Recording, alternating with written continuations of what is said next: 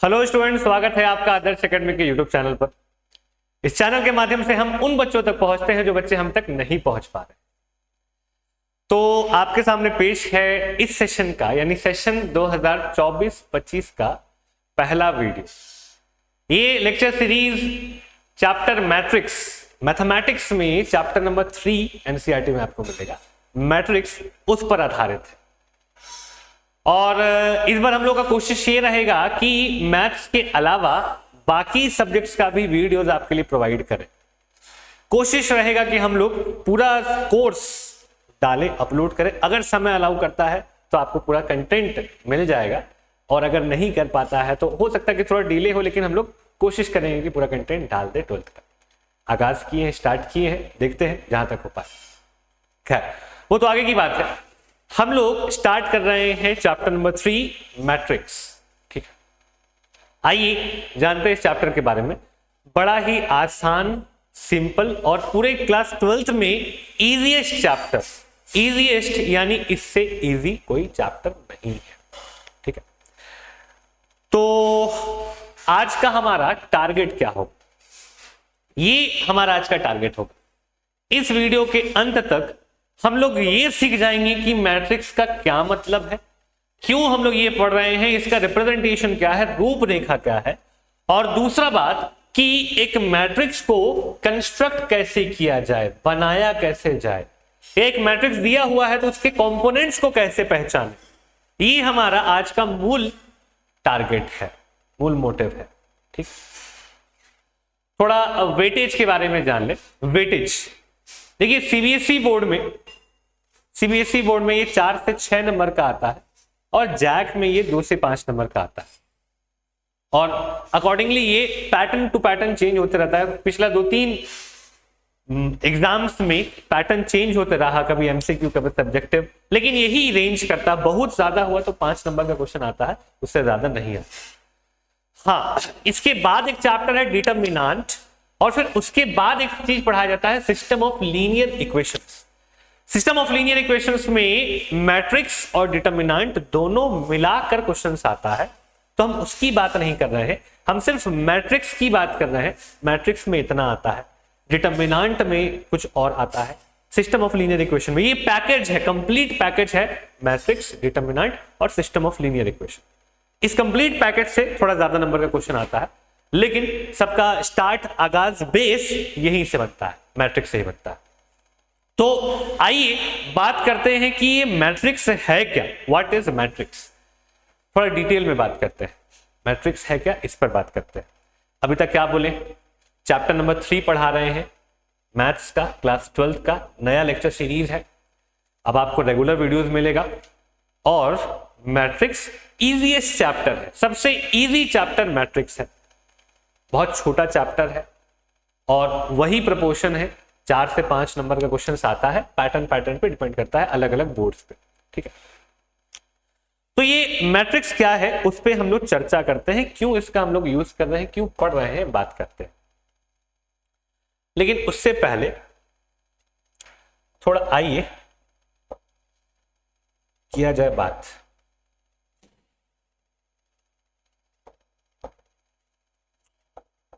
एक सिनेरियो आपके सामने पेश कर।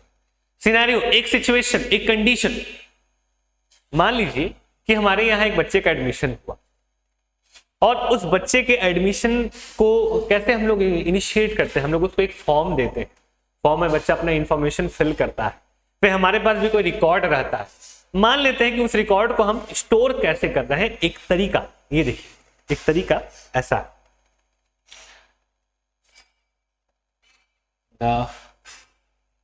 name of student is Pankaj Sharma.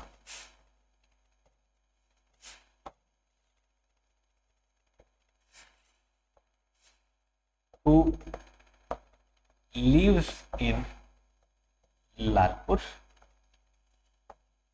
studies physics, chemistry, maths in DAV Kapil Dev whose father's name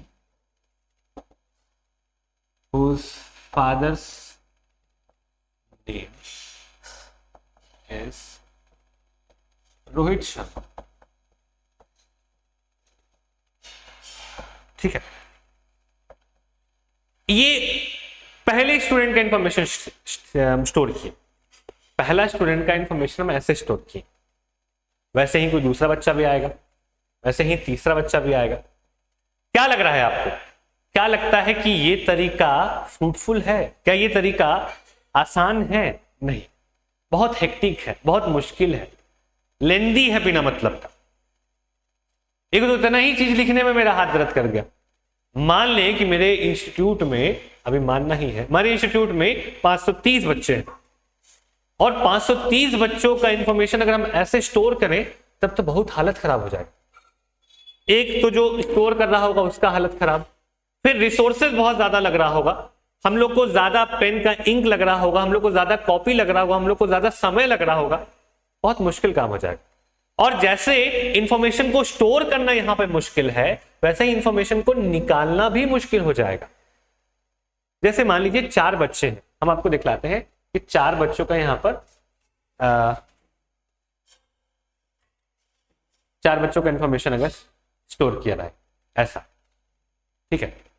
जैसे यहां पर Rahul studies in class 11th stream of subjects are PCM लव, बहुत सारी चीज है, ठीक है। 4 बच्चों का इंफॉर्मेशन ऐसे स्टोर किया हुआ। अब हमको पता करना है कि कौन कौन सा बच्चा फिजिक्स केमिस्ट्री मैथ्स का, तो हमको उसके लिए उसको पूरा पढ़ना पड़ेगा। Rahul studies in class 11th with streams of subjects are PCM. इतना पढ़ने के बाद समझ में आया कि अच्छा ये फिजिक्स केमिस्ट्री मैथ्स का है। फिर इसमें इतना पढ़े हम लोग एकदम आराम से, तब समझ में आया पीसीएम का है। इसमें इतना पढ़े समझ में आया कि पीसीबी का है, और इतना पढ़ने के बाद समझ में आया कि इस बच्चे का इंफॉर्मेशन से हमको कोई लेना देना नहीं। बात को समझो, हम क्या कह रहे हैं कि कोई भी इंफॉर्मेशन निकालना होगा ना तो हमको लाइन को पूरा पढ़ना पड़ेगा, शुरू से लेकर अंत तक, या फिर जब तक वो इंफॉर्मेशन नहीं मिल जाता तब तक।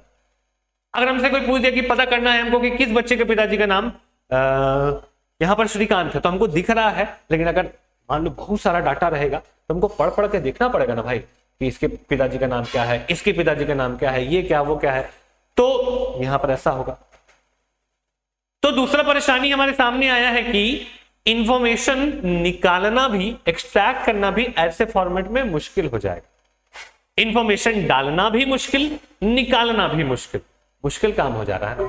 इसका एक ऑल्टरनेटिव ये है कि क्यों नहीं डाटास को ऐसे ना रिप्रेजेंट करके कोई दूसरे ढंग से रिप्रेजेंट किया जाए। दूसरे ढंग से मतलब, पहले तो देखो कौन कौन से डाटास है हमारे पास। हमारे पास डाटास है, बच्चे का नाम है, क्लास है, सब्जेक्ट है, एड्रेस है, फादर्स नेम है और स्कूल है। फिर से देखो हम लोगों के पास क्या क्या चीज है।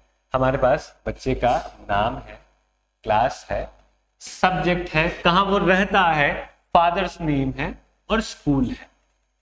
तो क्यों नहीं हम लोग एक टेबल बना लें, यहां पर बच्चों का नाम डलाएगा, यहां पर बच्चों का नाम डलाएगा, यहां पर बच्चों का क्लास डलाएगा, यहां पर बच्चों का एड्रेस डलाएगा, यहां पर सब्जेक्ट्स डलाएगा, यहां पर फादर्स नेम डला जाएगा और यहां स्कूल आ जाएगा। तो ये रिप्रेजेंटेशन बहुत बहुत कन्वीनियंट होगा। कैसे कन्वीनियंट होगा? हमको उतना काम नहीं करना पड़ेगा। हमको पता चला कि अच्छा बच्चे का नाम राहुल है, तो यहां पे मैंने लिख दिया राहुल। अच्छा वो किस क्लास में पढ़ता है? क्लास 11 में पढ़ता है, ठीक है। एड्रेस कहाँ है? लालपुर है, चलिए ठीक है। सब्जेक्ट्स क्या था? पीसीएम था, चलिए ठीक है। फादर्स नेम क्या है? मनोज कुमार है, चलिए लिख दिए। स्कूल क्या है? डीएवी गांधीनगर है, लिख दिए। तो कितना आसानी से चुटकी में हम इंफॉर्मेशन स्टोर कर लिए। देखिए ना आप, यही इंफॉर्मेशन जब हम लोग लाइन बाय लाइन लिखते हैं एक एक चीज तो बहुत समय लगता, लेकिन ऐसे स्टोर करना कितना आसान हो गया। और अगर हम इन सारे बच्चों का इंफॉर्मेशन को स्टोर करें, तो ये कुछ ऐसा दिखने लगेगा, ये ऐसा दिखने लगेगा, ठीक है। अब इसमें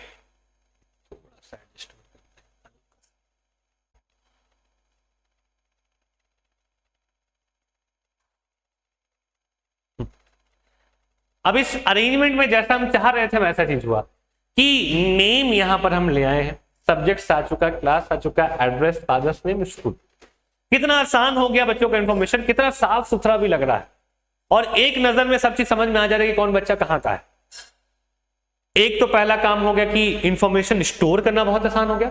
दूसरा कि इंफॉर्मेशन हम लोग एक्सट्रैक्ट भी आसानी से कर पाएंगे, निकाल भी बहुत आसानी से पाएंगे। कैसे सर? अगर हमको बोला गया कि इन चारों में से कितने बच्चे क्लास 11th के, तो हमको क्लास का जरूरत है। हम पूरा इंफॉर्मेशन नहीं जाएंगे, हम खाली क्लास वाले जगह पर जाएंगे। क्लास वाले जगह पर घुसे, हमको दिखा एक बच्चा, दो बच्चा, राहुल और सृष्टि, ये दो बच्चे क्लास 11th के हैं। हमसे पूछा गया कि कौन कौन सा बच्चा ऑक्सफोर्ड का पढ़ने वाला है, किन किन बच्चों का स्कूल ऑक्सफोर्ड है, तो हम स्कूल वाले में घुसेंगे। स्कूल वाले में घुसे, पता चला ऑक्सफोर्ड की एक बच्ची अमृता पढ़ती है। हमसे पूछा गया कि बताइए किस बच्चे के फादर का नाम मनोज कुमार है, तो हम फादर्स नेम में घुसेंगे। हम फादर्स नेम में घुसे, मनोज कुमार किसका नाम है भाई? राहुल के पिताजी का नाम। तो देखिए इंफॉर्मेशन डालना और निकालना कितना आसान हो गया। अब अगर कोई पांचवा बच्चा आता है तो हम उसका इंफॉर्मेशन यहां डाल देंगे। अगर कोई पांचवा बच्चा आता है जो कि क्लास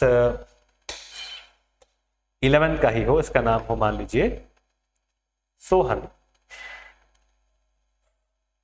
उसका PCM है, वो क्लास 11 का है, वो भी लालपुर में रहता है, उसके पिताजी के नाम पंकज है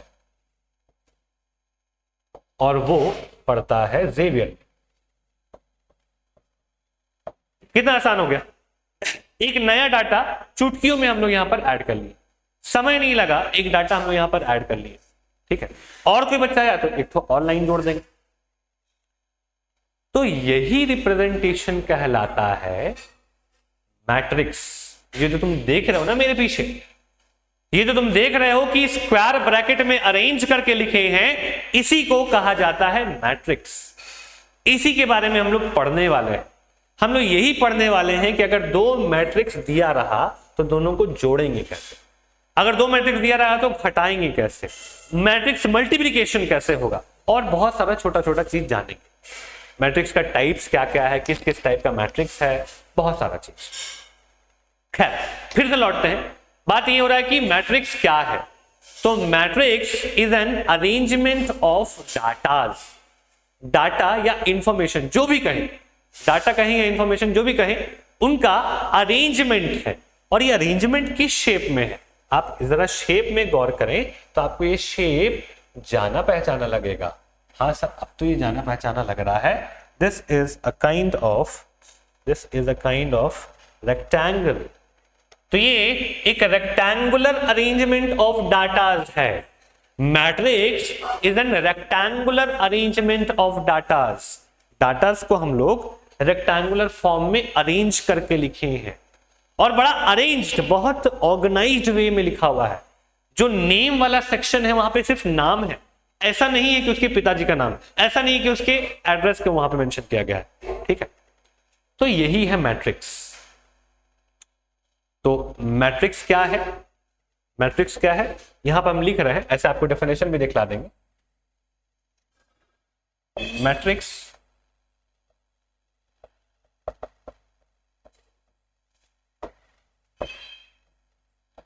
it is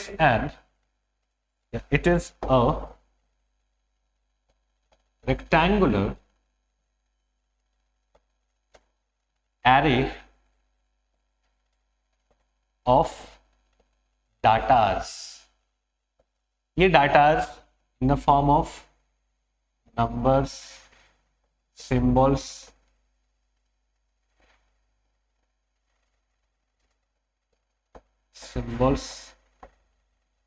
या एक्सप्रेशंस के फॉर्म में भी रह सकता है। ठीक है, एक लाइन में कोई पूछे तो एक लाइन में जवाब देना है कि matrix rectangular arrangement of data है। किस शेप में है? रेक्टेंगुलर। क्या है? अरेंजमेंट है। किसका अरेंजमेंट है भाई? डाटाज का अरेंजमेंट है सर। वो डाटा जो है वो किसी भी फॉर्म में रह सकता है, नंबर हो सकता है, सिंबल हो सकता है, एक्सप्रेशन हो सकता है, फंक्शन हो सकता है, बहुत सारा चीज हो सकता है। ठीक है, ये मैट्रिक्स था। अब लौटते हैं, हम लोग लौटते हैं, थोड़ा और इनके बारे में जानते हैं। थोड़ा और इस पे चर्चा हम लोग करते हैं। आइए, सबसे पहले आप ऑब्जर्व कर रहे होंगे कि कुछ डाटाज वर्टिकल है। वर्टिकल यानी कि वो वाई एक्सेस के पैरेलल है, यानी सीधा है। हमारे पास यहां पर कितने वर्टिकल डाटाज है? 1 2 3 4 5 6 वर्टिकल डाटाज है। इन वर्टिकल डाटाज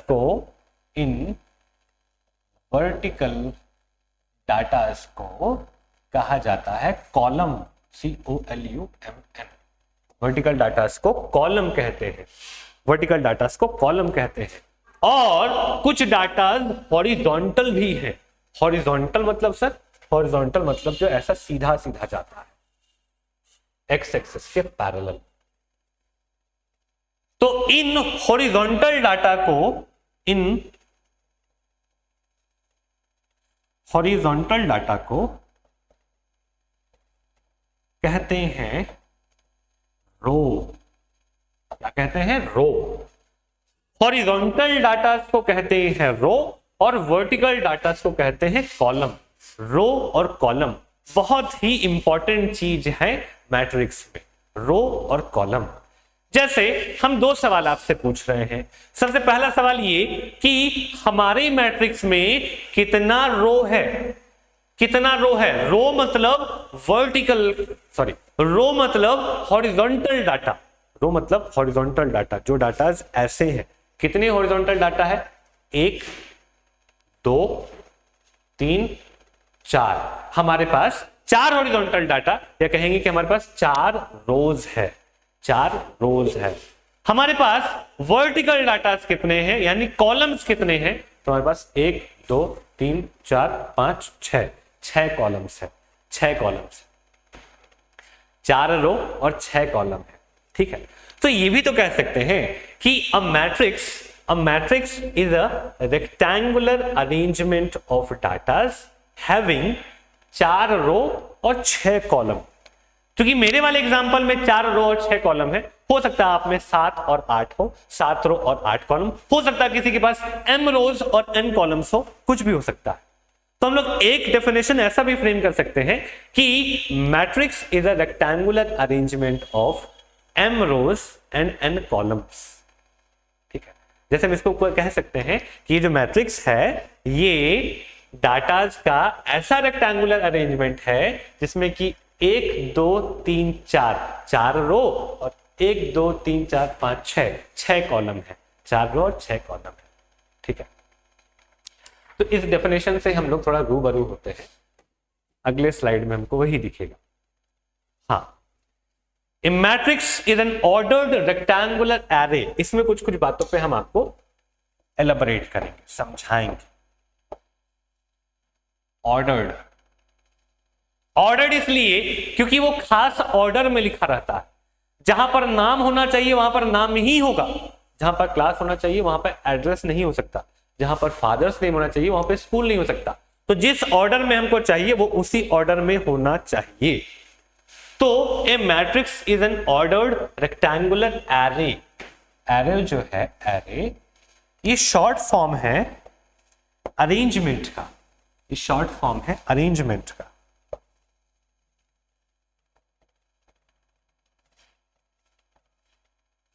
अरेंजमेंट का short form, arrangement of numbers और functions arranged in m rows and n columns. जैसा हम आपको बताएं कि जरूरी नहीं है कि जितना रो हम लिए उतना ही रो आपको भी बनाना है। आपके पास अपने इच्छा अनुसार रो और कॉलम हो सकता है। ठीक है, तो ये एक परिभाषा है, ये एक परिभाषा। इसी में अगर हम आपको कुछ एग्जांपल्स दे दें, पहले देखिए हमारे पास कुछ एग्जांपल्स है कि नहीं। कुछ एग्जांपल्स यहां पर पहले दे देते हैं। कुछ मैट्रिक्स का एग्जांपल आपके सामने दे रहा है, जैसे ये 3 1 2 9 6 2 1 4। आपको इसमें कोई पूछ दे, ये रहा एक मैट्रिक्स। सबसे पहले तो ये एक मैट्रिक्स है। क्यों मैट्रिक्स है? पहला तो सर ये रेक्टेंगुलर अरेंजमेंट है, दूसरा रेक्टेंगुलर अरेंजमेंट ऑफ डाटाज है। ठीक है, ये एक मैट्रिक्स का स्वरूप है। अब इस मैट्रिक्स में आपसे पूछा जाए कि कितना रो और कितना कॉलम है, तो तुम ठहरे समझदार, तुमको तो मालूम चल गया है कि जो डाटाज हॉरिजॉन्टल होते हैं उनको कहा जाता है रो। जो डाटाज हॉरिजॉन्टल होते हैं उनको कहते हैं रो। तो हमारे पास 2 रोज हैं, हमारे पास रोज, नंबर ऑफ रोज कितने हैं? 2। फिर तुमको यह भी पता चल गया है कि वर्टिकल डाटास को कॉलम कहते हैं। तो कितने कॉलम हैं? कॉलम हमारे पास है 4। कॉलम हमारे पास है 4। कॉलम हमारे पास है 4। रो कितने हैं? 2। कॉलम कितने हैं? 4। 2 रो 4 कॉलम। वैसे ही एक और नंबर लेते हैं, वैसे ही हम लोग एक और नंबर लेते हैं, मैट्रिक्स लेते हैं एग्जांपल के लिए।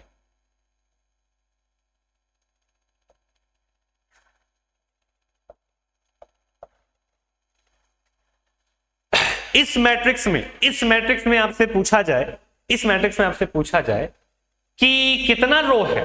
रो मतलब कि हॉरिजॉन्टल डाटा। तो हॉरिजॉन्टल डाटा है सर 1 2 3 4 5। 5 हॉरिजॉन्टल डाटा है सर, यानी कि हमारे पास रो कितना है? हमारे पास रो है, हमारे पास रो है 5। और कोई पूछ दिया कि वर्टिकल डाटा यानी कॉलम कितना है, तो कॉलम सीधा जो डाटा रहता है, हमको तो एक को दिख रहा है, हाँ एगो है तो एक को ना दिखेगा, तो कॉलम है तुम्हारा 1। समझे? ये हम लोग रो और कॉलम पहचानना सीखे, कितना रो और कितना कॉलम। और जब रो और कॉलम सीख गए तो मैट्रिक्स का एक तो बहुत महत्वपूर्ण चीज सीखने जा रहे हैं जिसको बोलते हैं ऑर्डर, कि मैट्रिक्स का ऑर्डर क्या होता है। आइए ऑर्डर सीखते हैं।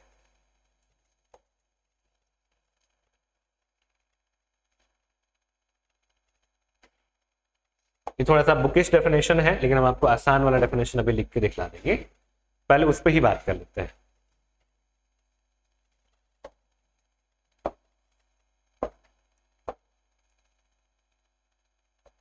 मैट्रिक्स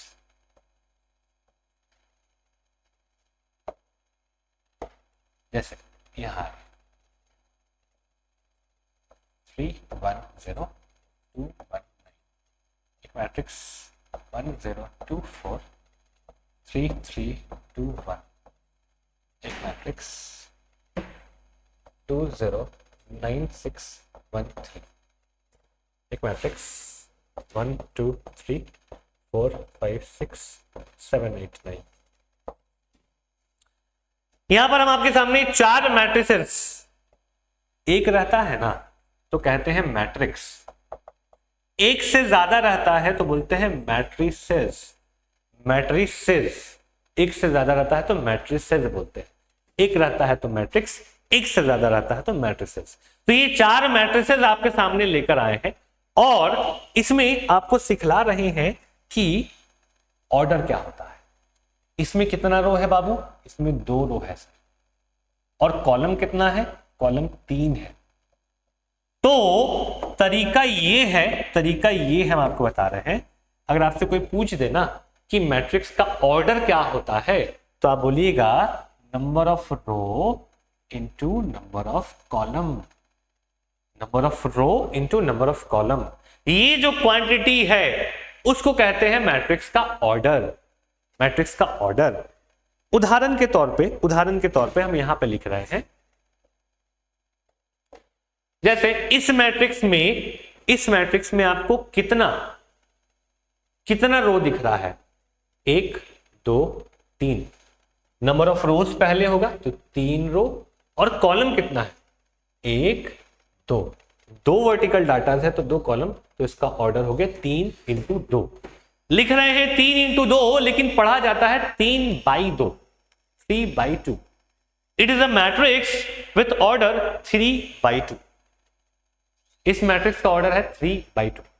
उसी तरीके से आपसे इस मैट्रिक्स का ऑर्डर पूछ दिया गया तो आप पहले खोजेंगे कि नंबर ऑफ रोज कितना है। नंबर ऑफ रोज, पहला रो दूसरा रो, 2 रो है, 2 रो है, और कॉलम कितना है सर? तो 1 2 3 4।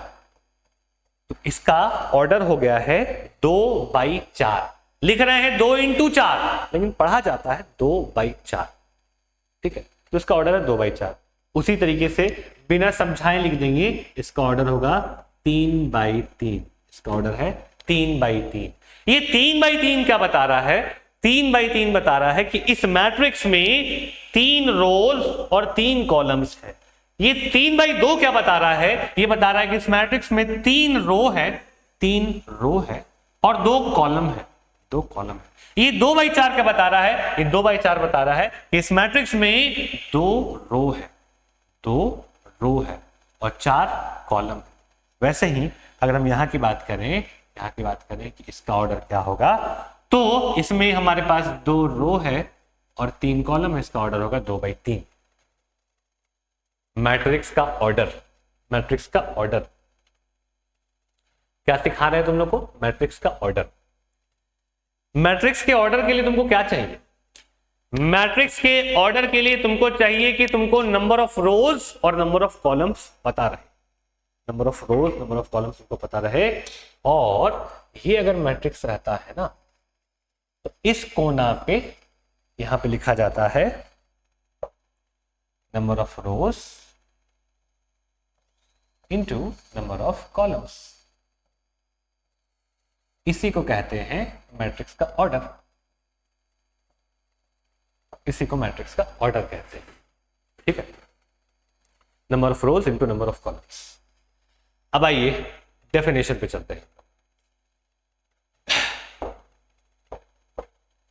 ए मैट्रिक्स ऑब्टेन्ड बाई m रोज, जरा देखना यहां पर हम जोर दे रहे हैं, कितना रोज भाई? m rows and n columns.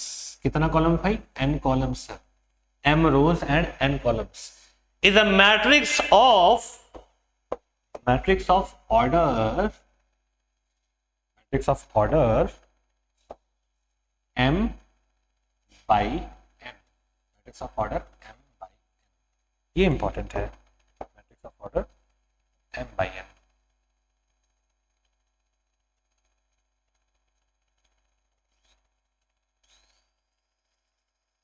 written as m into n, ठीक है। ये मैट्रिक्स का ऑर्डर का परिभाषा हो गया कि मैट्रिक्स का ऑर्डर क्या होता है, ठीक है। बस ऐसा ही रिकैप करने के लिए फिर से हम लिख रहे हैं कि अगर मैं ऐसा लिख दूं और पूछ दूं आपसे कि इस मैट्रिक्स का ऑर्डर क्या है, तो आप पहले पता करेंगे कि कितना रो और कितना कॉलम है, और इस ढंग को याद रख लें कि नंबर ऑफ रोज पहले, नंबर ऑफ कॉलम्स बाद में होता है। पहले रोज एंड देन कॉलम्स। कितना रो है इसमें? एक ही तो रो है। और कॉलम कितना है? एक ही तो कॉलम है, एक कॉलम एक रो। तो इसका ऑर्डर हो गया 1/1। बोल रहे हैं 1/1, लेकिन लिखेंगे 1 into 1, ठीक है। अगर तुम्हारे पास कोई मैट्रिक्स रहता 3/4 का, 3/4, तुम समझदार हो, तुम क्या समझते कि अच्छा ये जो 3 है वो नंबर ऑफ रोज है, और ये जो 4 है वो नंबर ऑफ कॉलम्स है। ये हो गया ऑर्डर का बात, number of rose, number of columns, ठीक है। आगे बढ़ते हैं। अब इसमें कुछ कुछ बात जो है हम लोग को ध्यान रखना है, एक बार हम लोग यहां पर बात कर लेते हैं। सबसे पहला कि ज्यादातर केसेस में ज्यादातर क्या, हर बार हम लोग मैट्रिक्स को हम लोग कैपिटल लेटर से ही डिनोट करेंगे। यानी जब उसका नामकरण करना होगा ना, जब उसको नाम देना होगा, तो हम लोग हर बार उसको एक कैपिटल लेटर से ही नाम देंगे। मतलब सर, मतलब कि तुमको भी तुरंत दिखाते हैं। हम लोग पिछले यहां पर जो हम लोग कुछ मैट्रिसेस लिए थे, अगर हमको इसका नाम रखना होता, इसका नाम रखते हैं हम कैपिटल ए, इसका नाम रखना होता हम इसको रखते हैं कैपिटल बी, इसका नाम रखना होता कैपिटल सी, इसका नाम रखना होता कैपिटल डी।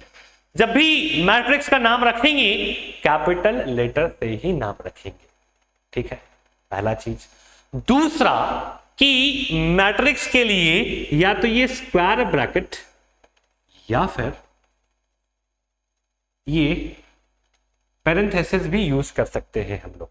ये ब्रैकेट भी यूज कर सकते हैं। ये दोनों ही प्रचलन चलता है। क्या मतलब हुआ sir?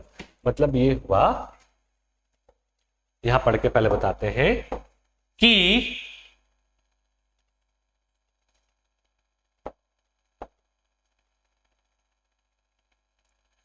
Matrix is enclosed by this और दिस, यानी कि आप 2 3 4 1 ऐसे लिखें या फिर ऐसे लिखें, 2 3 4 1 दोनों ही चलता है। लेकिन ज्यादा पॉपुलर ये है, हम लोग ये ज्यादा यूज करेंगे। ये भी यूज होता है, ये ज्यादा यूज होता है। नाम कैसे रखना है इन लोग का? नाम रखना है कैपिटल लेटर में, नाम रखना है कैपिटल लेटर में।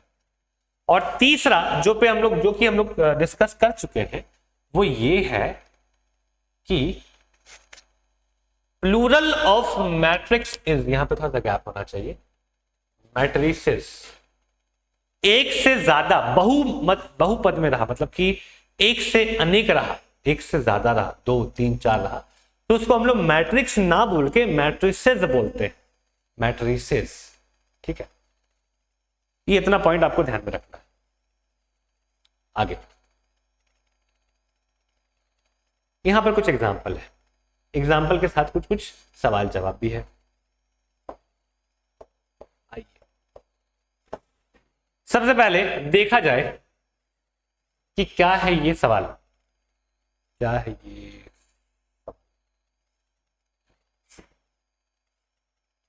आपको दे दिया गया एक मैट्रिक्स, पूछा जा रहा है कि इस मैट्रिक्स ए में कितना रो और कितना कॉलम। अरे तो बड़ा आसान सवाल है। 1 2 3, 3 रो है सर। इस मैट्रिक्स में 3 रो है, कॉलम कितना है? 1 2 3 4, कॉलम है 4। 3 रो है और 4 कॉलम है, 3 रो है और 4 कॉलम है, यानी m की जगह हम लोग 3 या n की जगह पर 4 रख सकते हैं, ये चीज है। और order number of rose into number of columns होता है, number of rose into number of columns होता है, तो हमारा ऑर्डर हो जाएगा 3/4, हमारा ऑर्डर हो जाएगा 3/4। और जानते हो तुम्हारे मन में बहुत पहले से सवाल आ रहा होगा कि सर जब 3/4 लिख रहे हैं तो 12 क्यों नहीं लिखते? 12 भी तो वही बात हो, हम बताते हैं कि 12 क्यों नहीं लिख रहा है। लेकिन देखो 12 का क्या सिग्निफिकेंस है, 3 और 4, ये 3 और 4 को गुना करोगे ना, मतलब 3 इंटू 4 करोगे ना, तो जो 12 आ रहा है उस 12 से तुमको ये समझना है कि अंदर में 12 एलिमेंट है। 1 2 3 4 5 6 7 8 9 10 11 12, कुल मिला के 12 एलिमेंट्स है, कुल मिला के 12 एलिमेंट्स है।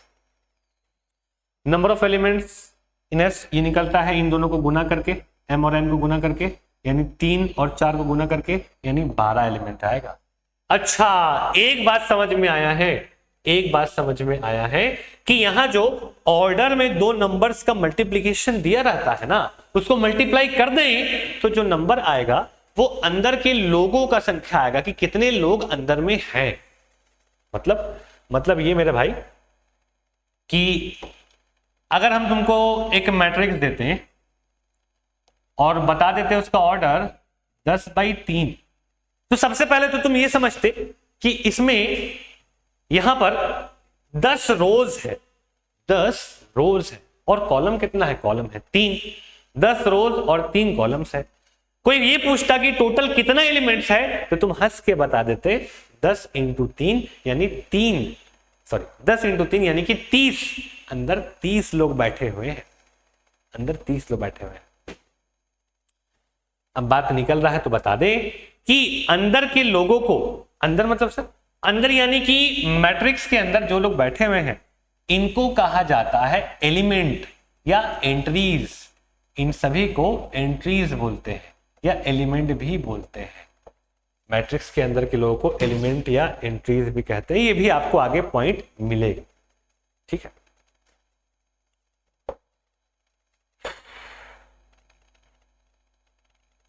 एक और एग्जांपल फटाफट, ये तुम लोग खुद से गेस करो, ये तुम लोग खुद से गेस करो। बी में, मैट्रिक्स बी में कितना रो होगा? बिल्कुल 3 रो होगा। कॉलम कितना होगा? सॉरी गलत लिखा, 3 रो कैसे होगा? हाँ ठीक तो लिखे हैं, 3 रो होगा। कॉलम होगा 2, 1 2 कॉलम, यानी m का वैल्यू यहाँ पे 3 है, n का वैल्यू 2 है। ऑर्डर है m इंटू n, यानी 3 इंटू 2, 3 इंटू 2। और नंबर ऑफ एलिमेंट्स जब पूछा जाए तो इन दोनों को मल्टीप्लाई कर देते हैं। 3 इंटू 2 करें तो कितना आ गया? 6 एलिमेंट्स, टोटल 6 एलिमेंट्स हमारे पास हैं। आगे बढ़ते हैं।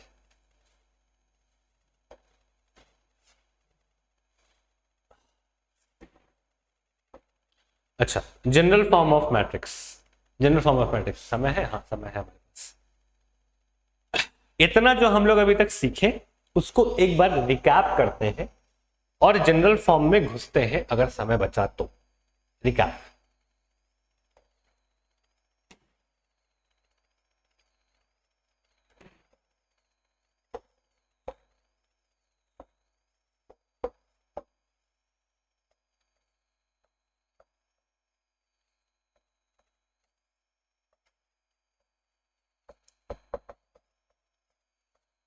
हम लोग सबसे पहले जाने कि मैट्रिक्स क्या होता है।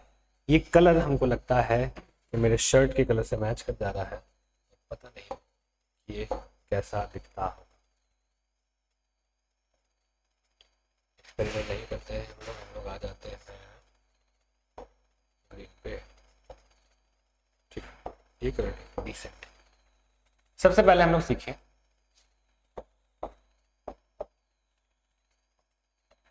कि मैट्रिक्स क्या होता है।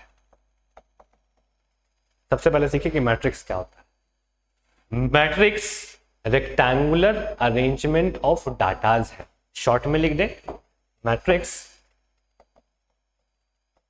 रेक्टेंगुलर अरेंजमेंट, जिसको कि हम लोग एरे भी पढ़ते हैं, ऑफ डाटाज है। दूसरा हम लोग पढ़ें कि रो क्या होता है। तो रो होता है हॉरिजॉन्टल डाटाज। फिर तीसरा पढ़ें कि कॉलम क्या होता है। कॉलम होता है वर्टिकल डाटाज। फिर चौथा हम लोग पढ़ें कि ऑर्डर किसको बोलते हैं। तो ऑर्डर बताया जाता है नंबर ऑफ रोज, हमारी मैट्रिक्स में कितना रो है, गुना number of column, number of row into number of column. फिर कुछ जनरल बातें हम लोग पढ़ें कि नेमिंग हमेशा कैपिटल लेटर से होगा। फिर दूसरा पढ़े हम लोग कि मैट्रिक्स को ऐसे या फिर ऐसे डिनोट करेंगे। फिर तीसरा पढ़े हम लोग कि एक रहा तो मैट्रिक्स बोलेंगे, एक से ज्यादा रहा, ग्रेटर देन 1 रहा तो कहलाता है मैट्रिसेस। ठीक है, इतना बात हम लोग डिटेल में किए हैं, इतना चर्चा हुआ है, जो कि बहुत छोटा कॉम्पैक्ट, बहुत छोटा हिस्सा है इस चैप्टर का, लेकिन समझा रहे हैं इसलिए धीरे धीरे जा रहे हैं। एक और बात की है कि मैट्रिक्स के अंदर जो लोग हैं उनको एलिमेंट या एंट्रीज बोला जाता है। एलिमेंट या एंट्रीज। एक बात पे हम चर्चा करना चाह रहे हैं, एक बात पे हम चर्चा करना चाहते हैं, वो ये है कि आपके मन में सवाल आ रहा होगा कि ऑर्डर को हम लोग 20 क्यों नहीं लिख देते हैं डायरेक्ट। हम लोग हमेशा यहां पे समथिंग इंटू समथिंग क्यों लिखते हैं? ऐसा इसलिए लिखते हैं, लेकिन इस सवाल को यहां रोक के हम तुमसे यहां पूछते हैं, बताओ तो जरा कि इस मैट्रिक्स में कितना रो है और कितना कॉलम है। बिल्कुल सही, हमारे मैट्रिक्स में 10 रो और 2 कॉलम है। अगर उनसे यहां पूछे कि जरा बताओ तो इस मैट्रिक्स में कितना रो और कितना कॉलम है, तो तुम बोलोगे 2 रो है और 10 कॉलम है। हम तुमसे पूछते बताओ तो तुम्हारे मैट्रिक्स में कितना रो और कितना कॉलम है, तुम बोलते कि 1 रो और 20 कॉलम है। हम ये पूछते तुम लोगों से कि कितना रो और कितना कॉलम है, तुम बोलते 20 रो और 1 कॉलम है। हम तुमसे पूछते कि तुम्हारे मैट्रिक्स में कितना रो और कितना कॉलम है, तुम कहते कि 5 रो और 4 कॉलम। हम कहते कि तुम्हारे मैट्रिक्स में कितना रो और कितना कॉलम है, तो तुम कहते 4 रो और 5 कॉलम।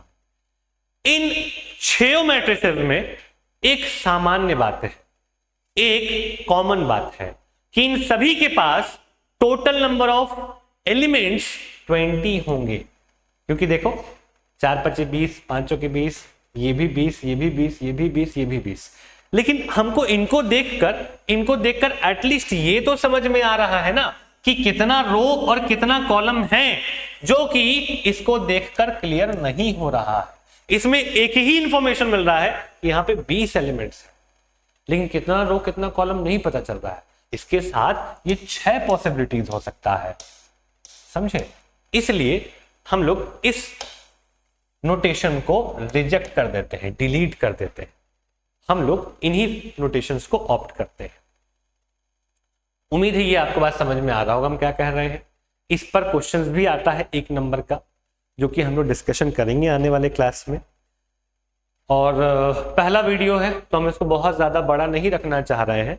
इंट्रोडक्टरी वीडियो था कि चैप्टर में हम लोग क्या क्या पढ़ेंगे, कैसे पढ़ेंगे, और बेसिक चीज़ था। अगले वीडियो से थोड़ा सा लेंथ बढ़ाएंगे, कंटेंट भी रहेगा, क्वेश्चंस भी रहेगा, ठीक है। तो आज का क्लास हम लोग यहीं तक रखते हैं। मिलते हैं हम लोग नेक्स्ट लेक्चर में, लेक्चर नंबर 2 पे मैट्रिसेस का, जिसमें जनरल फॉर्म ऑफ मैट्रिक्स देखेंगे, रिप्रेजेंटेशन देखेंगे और सीखेंगे। अभी आप कोई असाइनमेंट या किताब का क्वेश्चंस अटेम्प्ट मत करिए। अगले वीडियो के बाद हम वीडियो के डिस्क्रिप्शन में ही आपको असाइनमेंट दे देंगे, जिसको कि आप सॉल्व कर लीजिएगा, तो आपको अंदाजा हो जाएगा कि कितना सीख रहे हैं कितना नहीं सीख रहे हैं। एक काम जरूर करिएगा कि जितना चीज पढ़ाया गया उसको नोट डाउन जरूर कर लीजिएगा। आज का क्लास हम लोग यहीं तक रखते हैं। Thank you very much.